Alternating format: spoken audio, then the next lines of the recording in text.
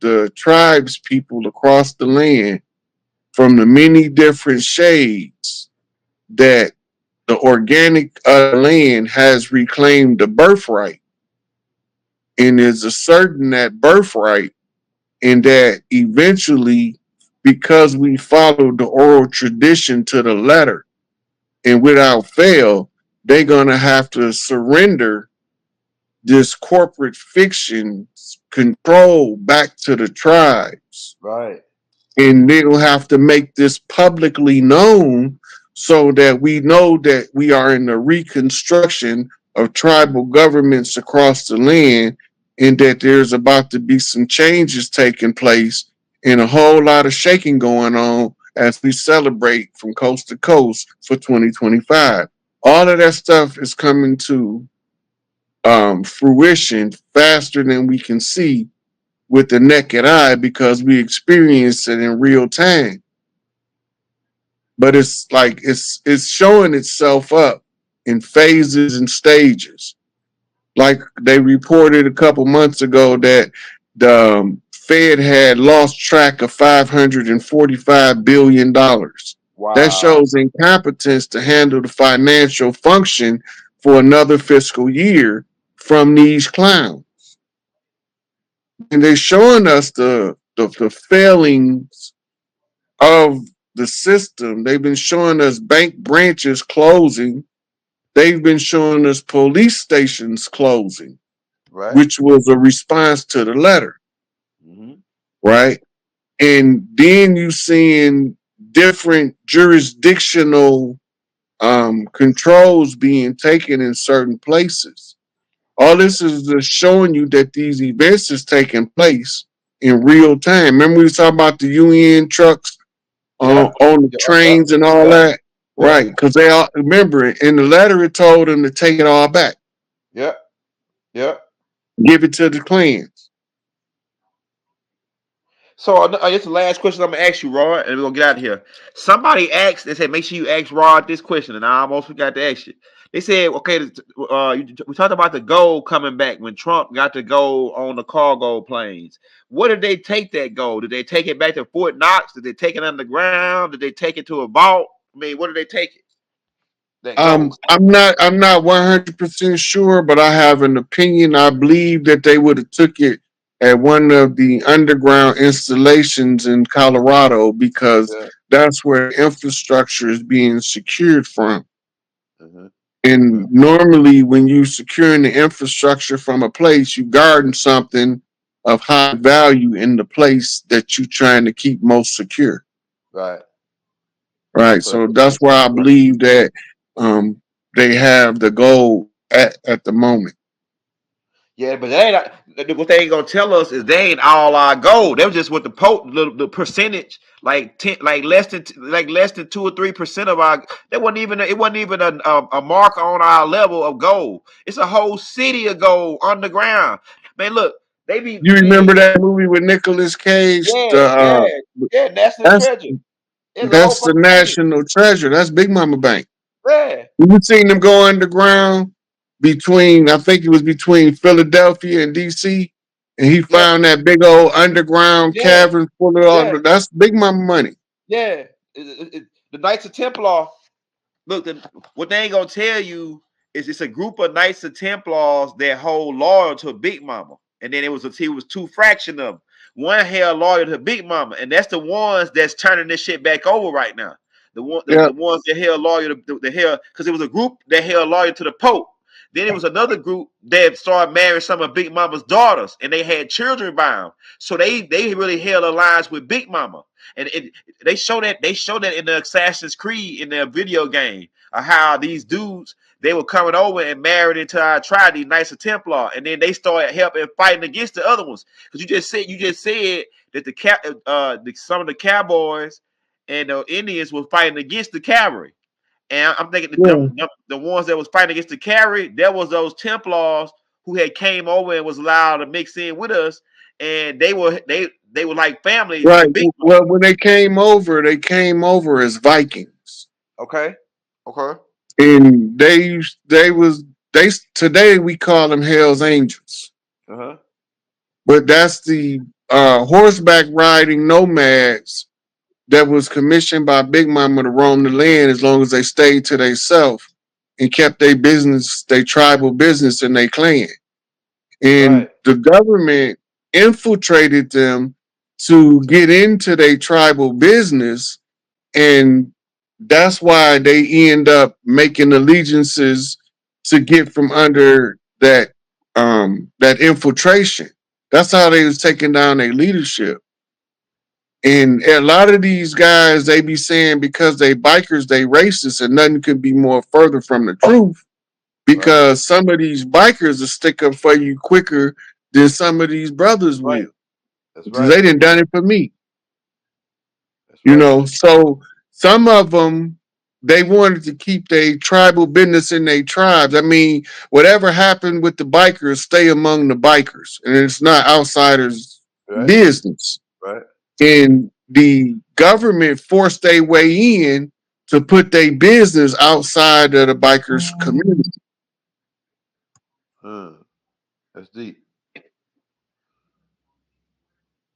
So we all have a common enemy to get everything back to its proper balance on the land.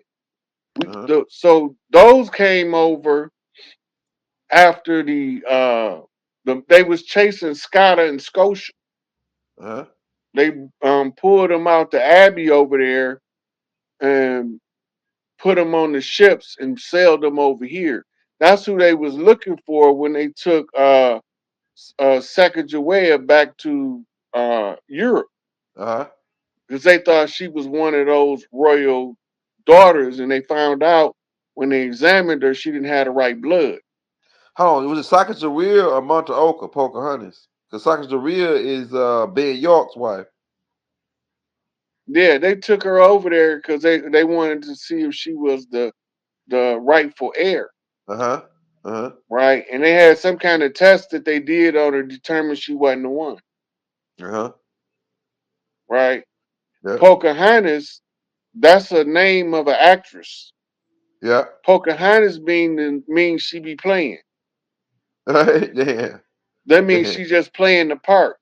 Yeah. Her name Monteoka though. Hmm. Right? All right, Because they well, telling you that's how the ancestors give you clues about insert into the historical record. Because uh-huh. the name they gave her was the playful one. That Yeah. means that she's performing a play. That means she's playing a Wow. part. Wow. But through the evolution of time, we forget what the ancestors meant when they called people by certain names. Like Sitting Bull was called Sitting Bull because they was calling him lazy, Right. Right. right? Crazy Horse was called Crazy Horse because his mannerisms and his natural behavior to regular people, he looked like he was a lunatic. But to Right. the ones that knew him, they knew he was one of those wise ones that do the Hyoka dance of the lunacy. Uh-huh. And he tell the truth amidst the appearance of the insanity in order to get the message across to whoever is able to listen to the language. Yeah. We So gave him he horse. be We gave him names like his horse won't let him ride. Because they sit out there and watch him get on his horse, and then when he get on his horse throw him off, right? And they say, oh yeah, we're gonna name him. His horse won't let him ride. Another dude, he riding on his horse, right? And his hair go in the wind. So they said his hair in the wind. That's his name. His hair in the wind. That's how we gave tribal names like that, like black, like different names. We gave names based on attributes of the person, right? yeah. So that's what So we that's common. We played the dozens, and out of the game called the dozens, you come out of it with a nickname. wow. Interesting. That's interesting. So the name is normally the tribal name is the name that defines your character, Yeah. Yeah. right? So you might be born with a state name, but your nickname is your tribal name. Right. A lot of people don't know that. Yep. They Your don't. nickname is your tribal name. Your birth name is your state name. Yep. So the real name is your tribal name. The other name is Strawman. Right. Cap. That's Who's called your your cap? sacred name when you read the pyramid text. It keeps talking about calling you by your sacred name. They had say Your you got two sacred names. name is Yeah. the name that embodies the character of who you are the best. Right, right. Yeah. Shout out Indian boy. You wrap us up, young elder. Hey, it's a wrap, man. This right here, hey, we the hottest in the game right now. I mean, after this, I mean, Raw got 300 tapes out with nothing but per. We got so many receipts. But after this, man, I think tonight a lot of people got it more on like how this shit is falling down, like how it's like they really got it tonight. And you know how we do it. We came in with the Asiatic black man joint. Then we know how we do it because we gotta, how we gotta do it. So we gotta get up out of here, man. Y'all hit that like, hit that subscribe button. If you want to show Raw some love on the Cash App, hey, go follow him on Instagram. Follow him on Facebook at Raw Hayes, right? On Instagram, Facebook. You able to go live on Instagram yet again, Rod? I'm still in Instagram jail. Damn. But he can go live on Facebook. But hey, but Yeah. whenever you ready to come back, just let me know though. We can go live anytime. So we're gonna be All back, right. y'all. We're gonna let y'all ponder on this. Hey, bro, last thing. What you think about the pyramid? They said they got found the pyramid down here off the coast of Louisiana. And I remember you used to tell me that there was an Remember, I intake. was telling you over there under where they Saint Bernard Parish was. It was a Uh-huh. Uh-huh. pyramid. Uh-huh. Right. Now they coming See, up. Now it's popping that up. ain't no secret. We been knew that was there. The tribes been knew. Yeah. And the newcomers that fish the waters know something is strange under the water over there. They don't know Yeah. what it is. Yeah. We know Yeah. what it is. Yeah. It's the Yeah. power that the ancestors is embodied in the Yeah. architecture that's under the water. Yeah. And it's coming back up now.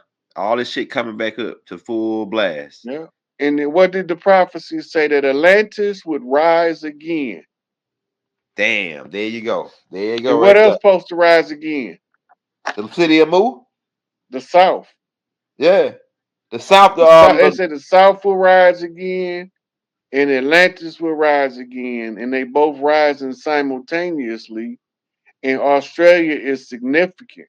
If you see the page, the cover of it say "Pacts with the Devil," and of course, somebody sent me this book last week, or a couple weeks ago, and I was gonna do the live and show y'all some of the information in there, but I thought about Bdell and I wanted to work with him, and it gave us a perfect opportunity. I wanted to see which directions would the receipts take him once he's seen them. So this is where we're gonna be going into the pacts that they made with nefarious forces to oppress us, and sometimes them nefarious forces won't work with them unless they offer up blood. The blood energy is one of the most powerful energies in the universe, and the bloodletting ritual itself is a massive loose release ritual, right? So it's tapping into the misery and the suffering of the person that they sacrificing or the animal. That's why kosher food is not prepared and butchered the same as our food, regular people. Facts. Facts. Same with halal. None of them are butchered the same because in the ancient cultures, we had a certain reverence for other species, and any animal that was willing to allow us to consume it for sustenance, right? That is the highest expression of a food stock animal. Facts. Our over here, our original food stock animal was the bison, the elk, the deer, the moose. We didn't eat bovine beef, right? Bovine beef was introduced. So once they slaughtered the bison, and those were massive rituals. The philosophy in the bloodletting ritual is that for every bison they killed an original one of us. And they even have it written in a bison dialogues in DC, which takes us to politics, Facts. right? The politicians commission people spill blood on purpose.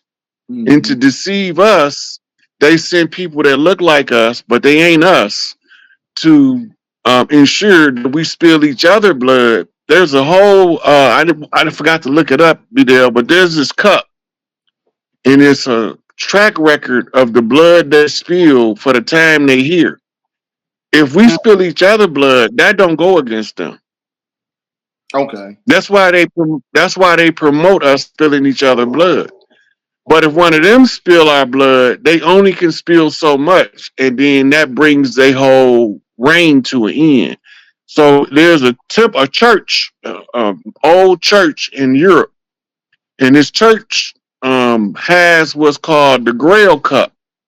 And the Grail Cup's job is when they spill a certain amount of blood, they have to adjust the level in the cup for the blood that they spill. So they don't use their children in the wars. They use ours. Right. Because we spilling each other blood, they not liable for it. We are. So when we come home, we got all of these ancestral spirits of the people that we did stuff with torturing us. They call it post-traumatic stress disorder. Right. And so when we get into these pacts that they made, right? This is just to show y'all that we know this ain't none of this made up. This is what they do. This is a how-to manual to make pacts with the devil. You want to pick it up from there, Bidel? Yeah, and we're also going to be showing you how it applies to government and within the factions and their organizations. When you're talking about eugenics, we're going to be going into like things like Planned Parenthood. We're going to be just basically the inception point of the degradation was facilitated by Babylonian culture, which coincides with democracy, and I basically broke that down when I was talking about the secret treaty of Verona and how they created the demo system that basically created the form of patriarchy in the form of capitalism that basically applies to the Babylonian blood magic and under the Draconian constitution and things of that nature. So right here in this passage right here, it says the pacts with the devil on page 31. It talks about how they use the goat's blood. Now, that's crazy that you showed me this publication, some of this part right here, because in the movie Crow came out over the weekend, and he has a tattoo on his back.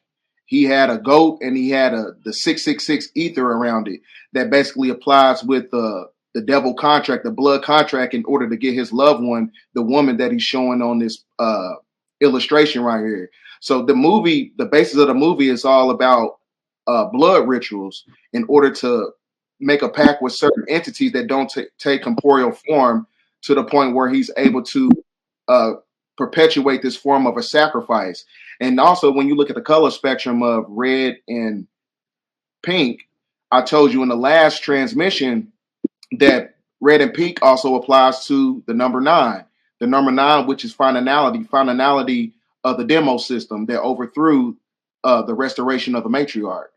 So that's what's going on right now, because like I was telling y'all before, everything that basically applies to their political system, everything that applies to their system is also acclimated to the timeline. And they put the movies out that basically in a form of symbology to show you what's going on. But you got to understand the symbolism. So also we're going to go. The goat. Yeah, you go know ahead. the goat head is the symbol for uterus. Yep, that's a fact.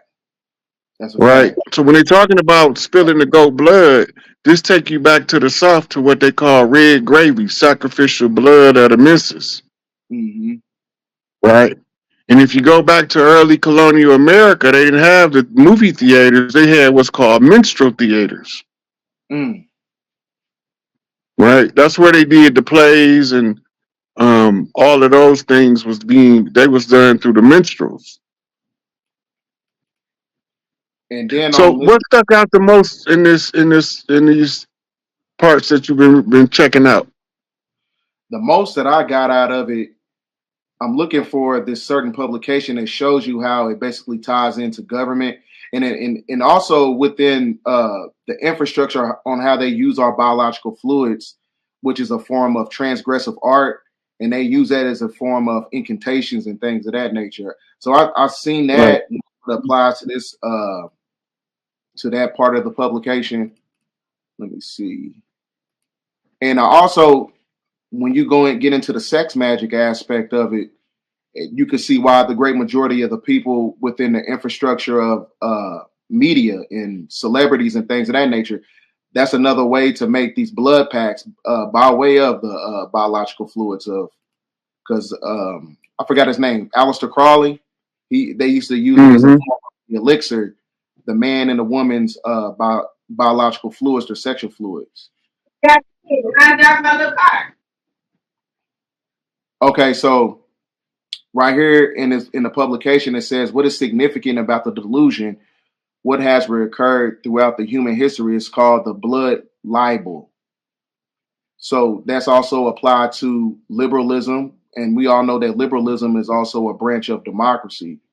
So, and it also tells you right here, they say they actually have fundamentalists, lawyers, doctors, TV repairmen, travel agents identified as secret symbols in the yellow pages. So that means that there is a secret language that's going on that we don't know about that's acclimated to the blood packs. So it also talks about the, All go ahead. all of those things that you just mentioned in the yellow pages are now digitized with different symbols Mm-hmm. and put on the internet. Right. Fact. And this is how when they surf in the dark web, they know which sites to avoid. Oh, Right? Because they know that the people who run the site ain't in it, they not the same people. mm, Right? But if they got the right symbolism, the person searching the dark web, so oh, here we go, right here. This is the depravity that I need to see. yeah. So all of those things goes into understanding the mechanics of blood magic. And once you know the mechanics of it, your spiritual self, your higher self will begin to Mm. protect you from it. And this is one of the main reasons why we wanted to show these receipts. And there's a certain one that I'm looking for that basically I want to show the people that on how this is all connected to government, and it's crazy. So they also talking about right here. It says while the definition of blood sacrifice is beginning of this chapter used in the study of history, origins, and some writers wishing awaken their audience to the horrors of which humans are capable, have broadened the original definition of human sacrifice to include such as war, abortion, reduction of welfare benefits for children, reduction of educational benefits for children, the loss of afternoon milk for children, slavery, exploitation of natural resources, female discrimination, wife beatings, witch hunt, uh, the LGBT persecution, uh, child abuse, mistreatment of elders, capital punishment. All this stuff is all connected to government, which comes from is basically extracted from the demo system. And then it says right here that the blood sacrifices old as the human race, it appears from the beginning of times, have felt an urge to sacrifice other living things for specific religious purposes, while some researchers has attempted to explain some blood sacrifices as cannibalism. And we all know where cannibalism comes from: Canaanite Babylonian blood magic, which is a form of sacrifice. And it, just like in the movie Crow, they was talking about sacrifice to these entities that don't take corporeal form, but they only can infiltrate certain individuals by way of the blood pact. And that also coincides with the what was that publication? The Bloody Oath of Secrecy, which is basically Yep. tied to the Constitution of when the written in Crispus Attucks his blood, it was basically written in that. So how does that basically apply? Like all this stuff that I just read right here, how does that apply to, uh, from your perspective, how do you think that applied to the demo system of democracy?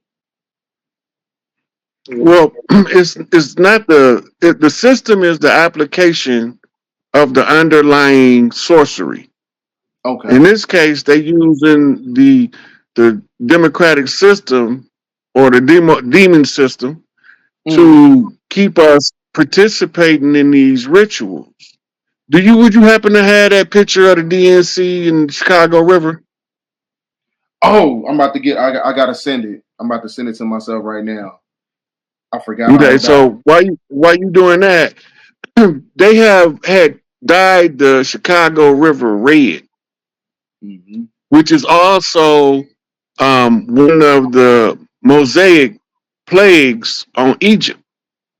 But we remember we in Egypt, so they got to give us this not Egypt, but the civilization that's known as Egypt originated from over here. So that was like a satellite civilization to the old Atlantean civilization.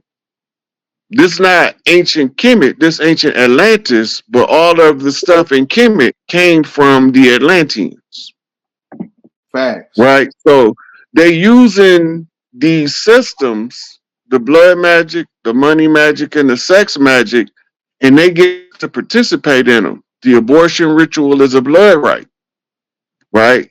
And that's to give women the opportunity to not be responsible for who they have children by. Because if they don't like the baby daddy, they can go get it snatched out, and he won't never know she was pregnant, Facts. right? So all of these is different types of rituals. They take the placenta.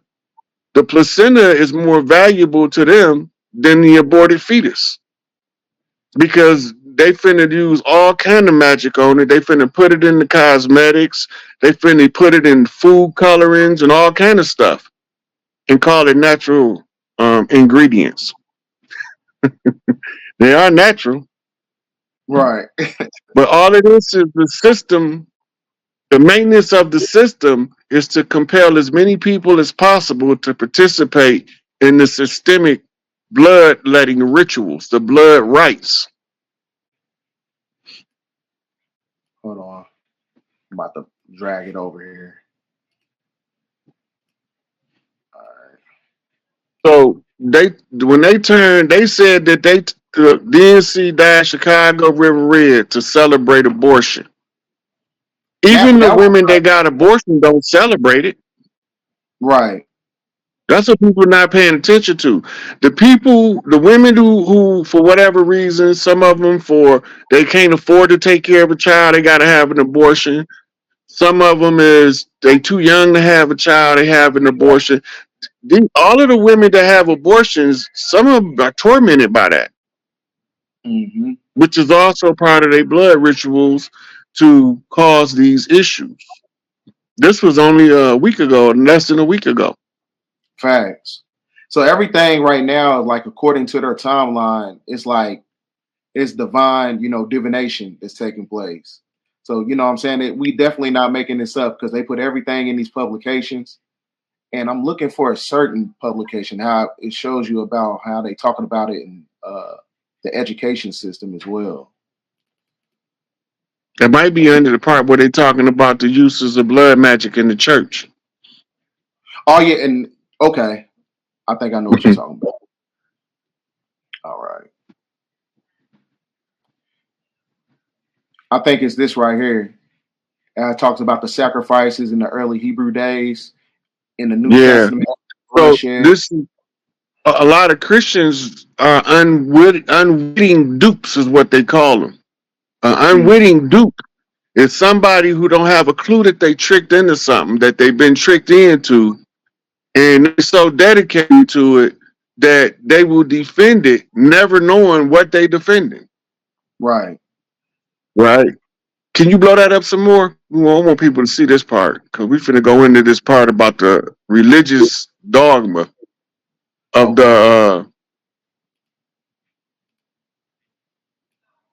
Okay, let's go up to the top. So here we go. All right. Okay, so we would say blood has played a significant part in the drama of human history. In the Old Testament, there are numerous references to the blood sacrifices practiced by the early Hebrews. When the references of the New Testament are included, there are 375 references to blood in the entire Bible. Right? Now, the numbers is significant. Mm-hmm. The references to blood in the Bible are both complex and contradictory. Much of this can be resolved by employing simple ideas such as who is speaking, when the passage was written, how was it used, who is the object of the discussion, and what is the relationship between parties involved. Mm. Now scroll down. Huh? All right.